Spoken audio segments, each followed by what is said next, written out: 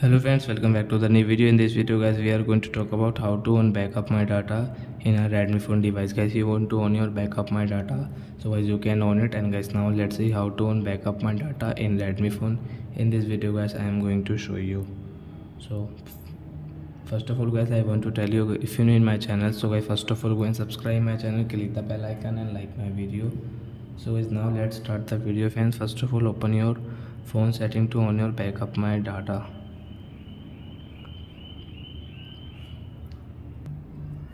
So friend, first of all click on your about phone setting and guys scroll, then guys you can see backup and restore.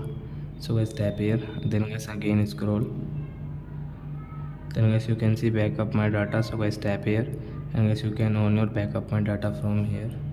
So guys your backup my data will own in your Redmi phone. So I hope friends you have understood how to own backup my data. So that's it guys, thanks for watching. Now we will meet our next video with new topic. Before going guys, please go and like my video, subscribe my channel. Bye bye friends.